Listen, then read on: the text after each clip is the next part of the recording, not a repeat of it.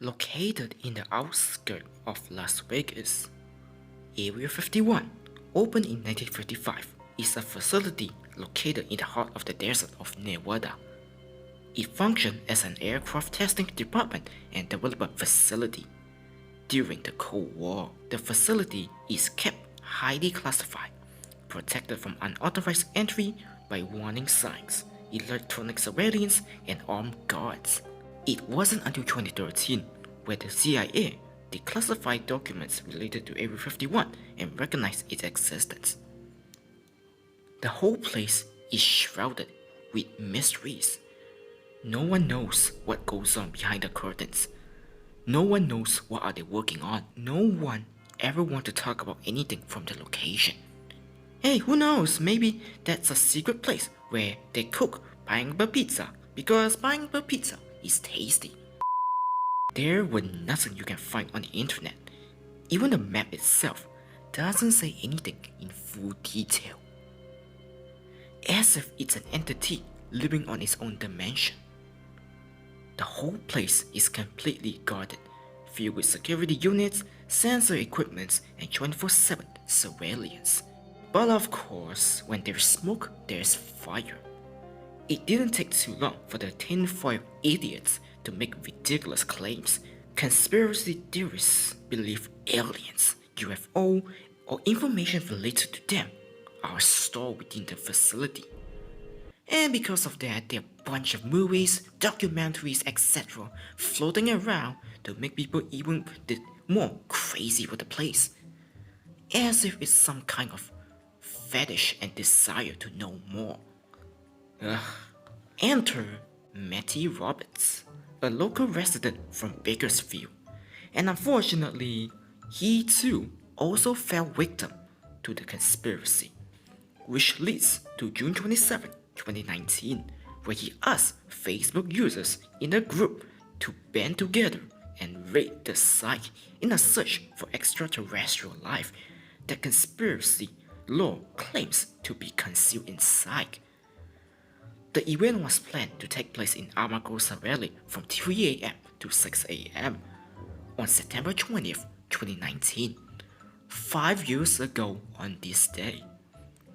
The Facebook event wrote, "If we Naruto run, we can move faster than their bullets. Let's see them aliens." Roberts stated the event had only received around 40 responses 3 days into the event listing, before it suddenly and unexpectedly went viral. Eventually, more than 2 million people responded, going, and 1.5 million interested on the event's page. It's time. Looks like everyone want to clap their cheeks, rescue the comrades who were in prison, and reach the next level of civilization. I mean, come on, don't lie, you want to see that happen too, right?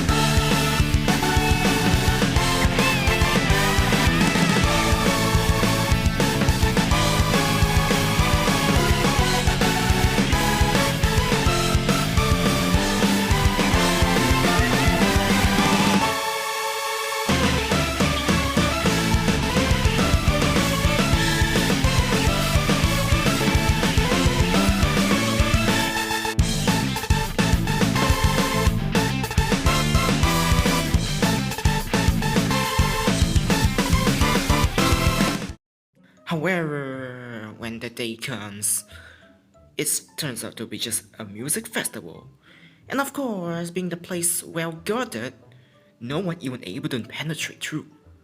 Not even Naruto Run can save them. 1,500 people turn up to the festival, and only 150 actually camp outside the guard area, but none of them can go further than that. Unfortunately, 7 people were arrested and 2 casualties were recorded.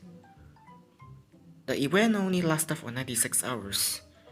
After that, everyone just packed their stuff and head back to home. And yeah, and that is basically the whole event of the Area 51 raid. Wow, gotta say though, I cannot believe that people actually unite together to plan this event.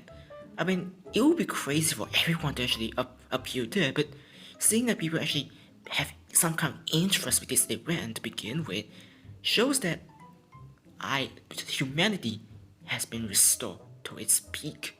Society is healing. There's some faith in this world after all. And life was generally easier and better back then.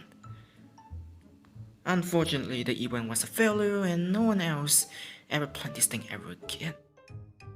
So what's lying behind the doors of Area 51? Are really aliens? Will we ever get our cheeks clapped? Will we ever see anything that the government don't want us to see?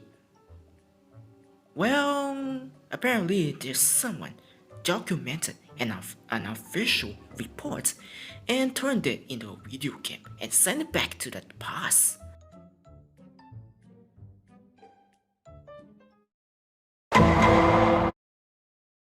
This is an arcade game, simply titled Area 51, developed by Mesa Logic and published by Atari Games, released in the 1995 of November.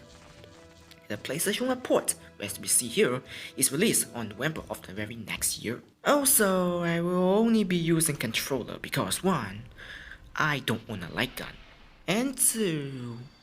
Using a light gun will cause the screen to be constantly flashing and I don't want to hurt my eyes. The game starts up with an intro about an alien probe crashing into the valley of Nevada. The clock is 0500 hours and hey, the same time as when the event of raiding take place. How could anyone miss it? Okay, maybe the game take place in 1995. Or maybe everything happened in 2020 and everyone was miscalculating it. Then again, 2020, the year where everyone have to hide in their house. No one can see what's happening outside and I guess that's how we missed it? Probably. Anyway, the military team then recovered the object and brought it back to the base. Just then, all contact is lost and it's assumed that the alien has taken control. You assume. I know I can't trust you, Commander. And so, the Commander deployed Star Team, who specialize in dealing with alien threats. Instead of larger scale of military reinforcement, the commander only used some of you. They clearly think you are expendable. Your mission is to penetrate through the area itself and engage the nuclear self-destruct system. Instead of taking everyone out accordingly, they want to blow everything up, including you. Commander don't want you to exist. Press the start button and it's time to clap their cheeks. Right from the get-go, despite everything being serious, you were treated to some very goofy moments. I'm sorry, this is kinda hilarious. I like how the human characters were being motion captured before being digitized into the realm of the virtual world. Like, seriously, there's just something funny about the digitized characters interacting with the pre-rendered background. It kinda reignites some nostalgic values because we don't see those things nowadays, and at the same time, it kinda feels a little uncanny. Like they are not supposed to exist there. But imagination makes it belong there. Then again, we are in the prohibited area, so everything is spooky. You move your cursor around, point the enemy, and pull the trigger. That's it. That's all you need to do. You got your bullet, you got your health to survive, the onslaught, pretty basic feature. Yes, you are using a normal machine gun, and it works effectively against the aliens. I thought that would be hard to deal with, but no. A single bullet and they're just gone already. You don't just fight the aliens, but also fight the mutated humans. Yup, unfortunately they became one of them and there's no saving them. Your commander doesn't want you to save them, so you have the license to shoot everyone. Hashtag alien war crime is real. You start from the outdoor area, watch this cheesy cutscene, and fight your way into the depths of hell. All of which was separated by multiple stages. You then go into the facility and hope that you can aim accurately because those damn bastards I can't talk too much these days. I mean, your allies always run around, doing absolutely nothing. Like, look at this. They just run around, hide around, and wait for you to do the entire job yourself. It's like an online multiplayer where all of your teammates are useless except for you. While most enemies fight you with your gun, occasionally they will just use whatever things they can find. Like here where they throw the oil canister, or here where they throw the computer.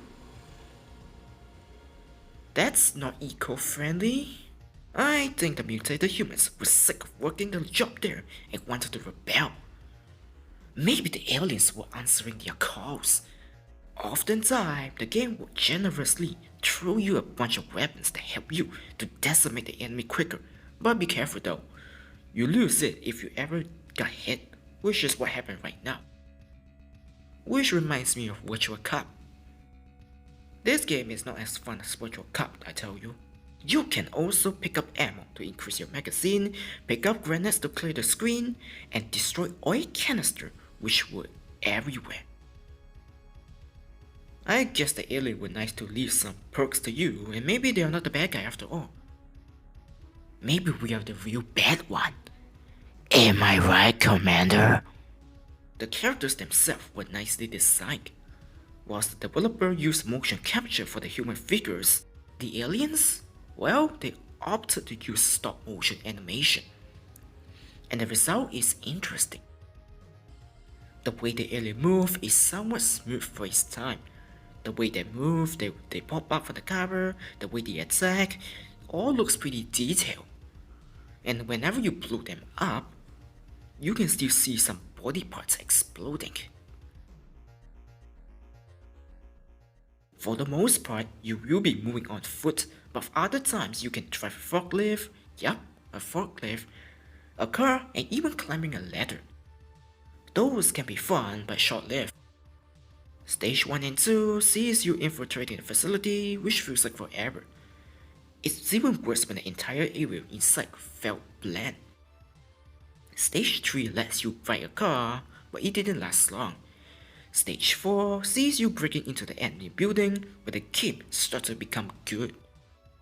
You fight through the corridor section, the office, and then the industrial area, which makes you feel like you're going somewhere, and it shows. Then stage 5 comes and you are stuck in the same area going back and forth. Stage 6 where you are in the outdoor section again where nothing much happened. You fight this group and then you turn around and fight the other enemy group. Okay, that's it. Then you reach the final boss where the game just decides to give you the middle finger by throwing you a plethora of enemies in order to stop you. Don't get me wrong, the game is from arcade and they were meant to steal your quarters, but right from stage 3, the difficulty ramps up to the point of ridiculousness. Like, look at this. Am I supposed to even survive this? Regardless, we defeat the alien ship. He tried to escape but didn't explode in the night sky. I guess we don't need the nuclear weapon anymore. And that's it. We averted the crisis. We see a short cutscene and that's about it. You unlock nothing, and you just been thrown back to the beginning of the game. should you decide to start the game again. That's it? Lame, Commander. Very lame.